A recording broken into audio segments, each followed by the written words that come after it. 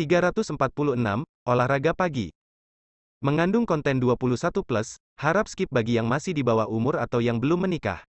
Autor tidak bertanggung jawab atas keinginan yang timbul setelah membaca bab ini.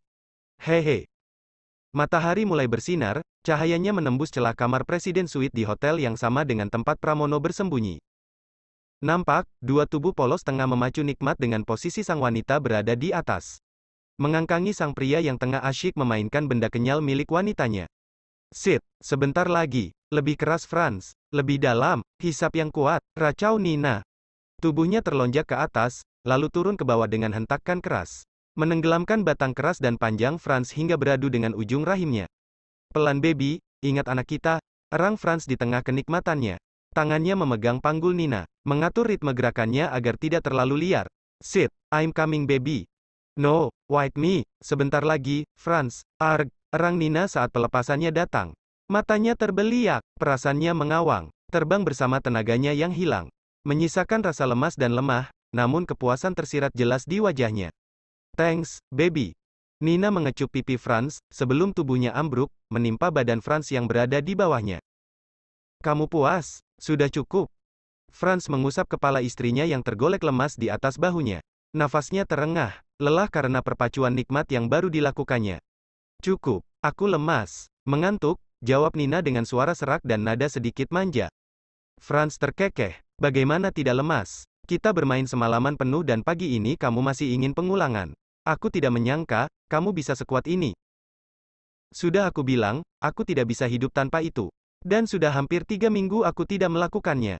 Semua karena anak ini. Dia membuatku lemas seharian, keluh Nina.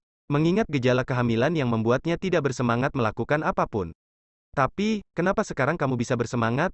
Franz melirik istrinya seraya menaikkan alis. Nina diam sejenak. Dia pun tidak mengerti mengapa dirinya tidak merasakan lemas atau mual seperti yang selama ini dialaminya. Mungkin, anak ini tahu kalau orang yang akan menengoknya adalah ayahnya, jawab Nina asal. Franz tertawa. Dia mengecup kening Nina, lalu bangkit dari sofa tempatnya memadu cinta. Sontak, Nina menjerit kaget.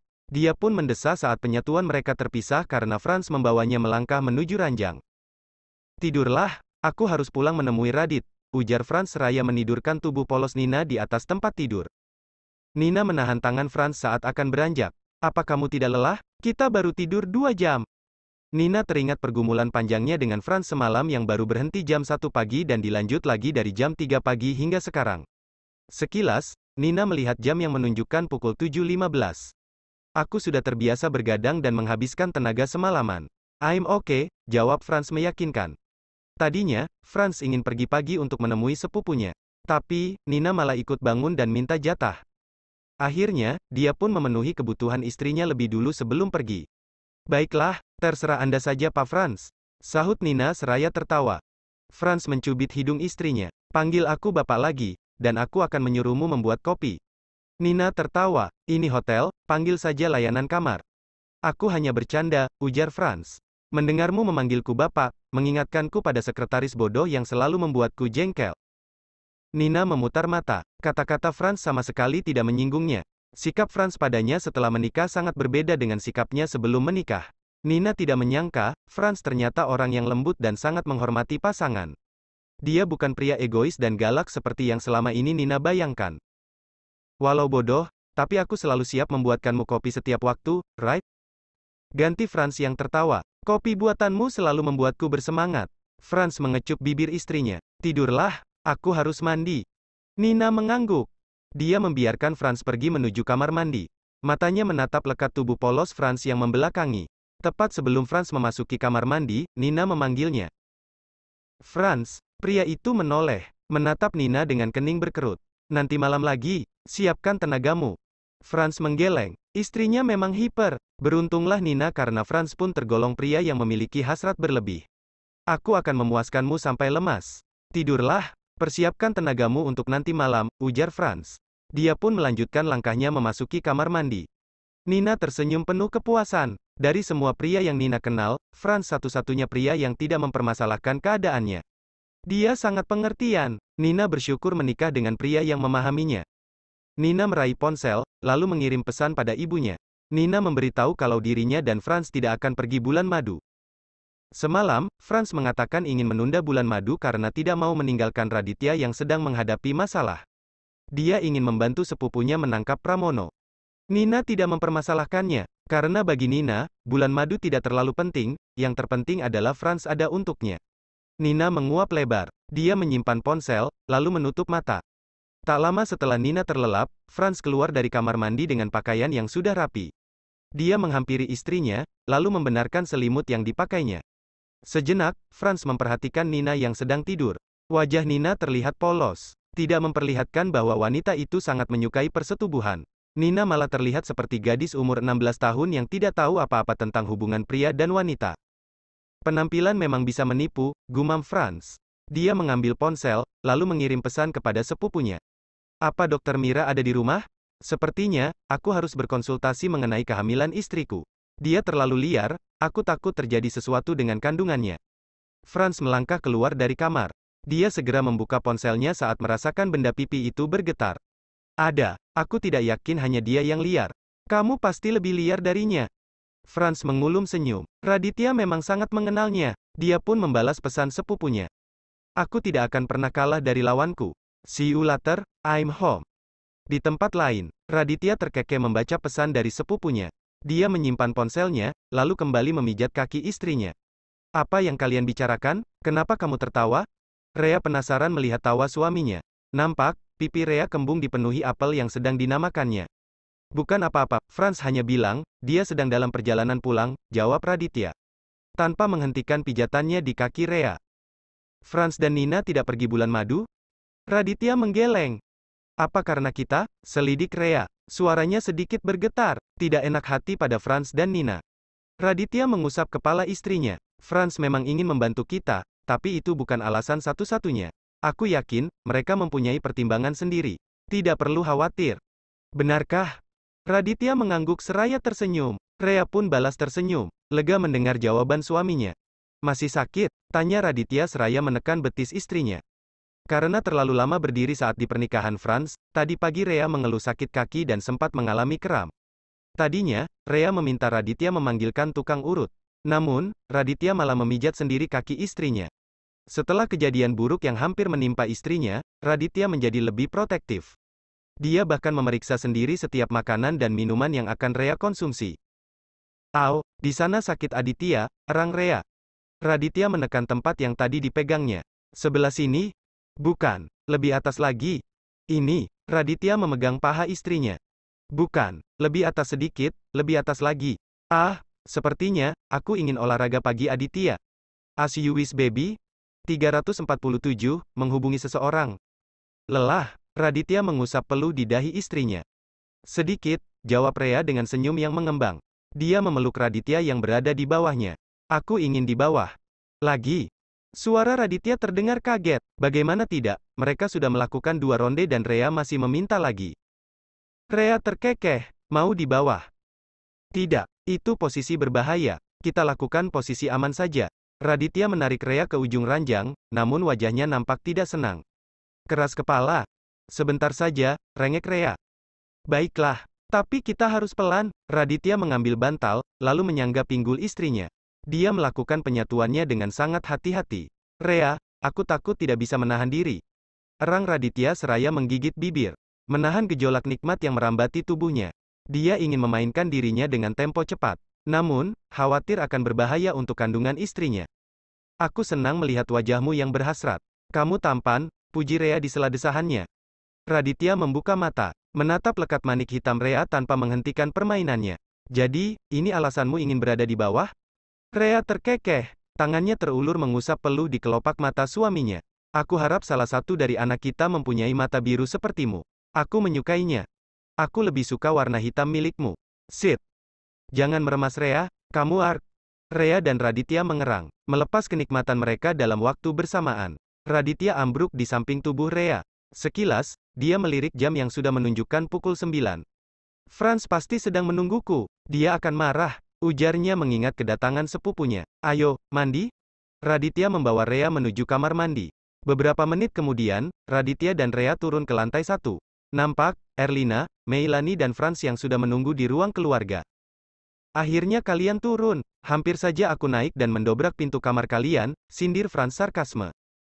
Tadi, Erlina, Meilani dan Franz bergantian menyusul Rea dan Raditya ke kamar. Namun, baru sampai pintu kamar, mereka segera berbalik arah. Tidak berani mengganggu kenikmatan penghuni kamar. Maaf, sedikit terlambat, tutur Raditya dengan acuh. Berbeda dengan Rea yang sudah menapakkan wajah merahnya. Nampaknya kamu lelah, kenapa tidak istirahat di kamar saja? Erlina melirik menantunya, membuat wajah Rea semakin memerah. Rea ingin membuat makanan segar Oma, jawab Rea. Biar Laras yang melakukannya. Kamu kembali saja ke kamar. Tidak, Rea bisa melakukannya sendiri. Tanpa menunggu tanggapan Erlina, Rea pergi meninggalkan keluarga suaminya. Erlina melirik cucunya. Bagaimana dengan pria itu? Apa sudah hasil ditangkap? Raditya menggeleng. Dia duduk berhadapan dengan Franz dan neneknya. Belum, orang-orang kita malah menangkap orang yang salah. Kita harus segera membereskan pria itu. Oma tidak mau dia membuat keributan di acara 7 bulanan istrimu. Kami sedang berusaha, sahut Raditya. Semalam, Nurman melapor bahwa anak buahnya berhasil menangkap pria yang diduga adalah Pramono. Namun, ternyata orang itu adalah orang lain. Raditya pun memerintah untuk segera memperluas daerah pencarian. Bagaimana dengan obat yang pria itu berikan? Apa kamu sudah mengetahui jenis obatnya? Franz bertanya pada sepupunya. Raditya mengangguk. Ternyata itu sitotek dan gastrul, obat peluru kandungan. Apa? Franz dan Meilani yang baru tahu terlihat kaget, sedang Erlina hanya bisa menggertakkan gigi. Oma tidak mau tahu, bagaimanapun caranya, segera tangkap pria itu. Kalian semua harus bergerak cepat, titah Erlina. Baik Oma, Nek Mah. Anak dan cucunya menjawab dengan serempak. Tanpa mereka sadari, Rea sedang berpegang pada tembok karena menyangga tubuhnya yang hampir jatuh. Dia kaget mendengar nyawa kedua bayinya terancam. Pramono, kenapa dia begitu meresahkan? Beraninya dia ingin mencelakai anak-anakku. Rea menenangkan diri, kemudian beranjak menuju kamar. Rea tidak lagi bersemangat untuk memasak. Begitu sampai kapan, Rea segera mengambil ponselnya. Dia mendial nomor ponsel seseorang. Pria itu menargetkan anak-anakku. Aku ingin kamu membantuku. Di tempat lain, Azalea baru saja sampai di kafe. Dia datang diantar oleh Kevin. Terima kasih, ujar Azalea seraya memberikan helm di tangannya. Aku akan menjemputmu nanti malam. Kevin mengambil helm dari tangan Azalea, lalu pergi melajukan motornya tanpa berkata apapun lagi. Azalea menghela. Sejak pulang dari pesta semalam, Kevin mendiamkannya. Pria itu hanya bicara seperlunya saja. Sebenarnya, Azalea bingung menyikapi sikap Kevin. Dia bingung menghadapi kemarahannya. Azalea pun merasa lelah dengan emosi Kevin yang kadang meledak-ledak. Tapi dia sadar, dirinya tidak akan bisa lepas dari pria itu. Masih ingin bertahan dengan pria itu? Azalea terperanjat. Dia melirik Bram yang tiba-tiba berada di sampingnya. Tidak bisakah kamu bersikap sedikit sopan? Kehadiranmu selalu mengagetkanku, gerutunya. Bram mendengus pelan. Kamu saja yang tidak pernah menganggap keberadaanku. Azalea tertegun. Dia mengernyit saat menyadari mata Bram yang terlihat sembab. Tanpa sadar, tangannya terulur menyentuh wajah pria itu. Kamu menangis? Bram diam, membiarkan Azalea mengusap kantung matanya. Azalea segera menarik tangannya saat menyadari perbuatannya. Maaf, tadi, ada kotoran di dekat matamu, ujarnya salah tingkah. Bram tersenyum getir. Tidak ada yang perlu dimaafkan. Aku sudah memaafkan semuanya. Azalea menautkan kedua alisnya. Dia hendak bertanya, namun Bram lebih dulu pergi menuju mobilnya. Ada apa dengannya? Gumamnya. Azalea berbalik hendak masuk ke dalam kafe. Dia kaget saat tiba-tiba Nena dan Rendra mendatanginya dan langsung memeluknya. Terima kasih, nak, kamu sudah menyelamatkan nyawa Rea. Nena memeluk Azalea dengan erat. Kami berhutang nyawa padamu, timpal Rendra seraya mengusap rambut Azalea. Mendapatkan perlakuan hangat seperti itu, sontak Azalea merasa terharu. Dia membalas pelukan ibunya seraya memejamkan mata menikmati elusan tangan ayahnya. Saya hanya melakukan apa yang seharusnya saya lakukan Tuan, Nyonya. Kalian tidak perlu seperti ini. Azalea menggigit bibir, berusaha menahan isakannya. Air matanya meleleh saat Nena mengecupi wajahnya. Rasanya, dia ingin memeluk ibunya dan menangis dalam dekapannya. Azalea merindukan pelukan dan kasih sayang orang tuanya. Kamu sudah melakukan pekerjaan besar. Kami sangat berterima kasih. Dari dalam mobil, Bram mengusap air matanya yang luruh.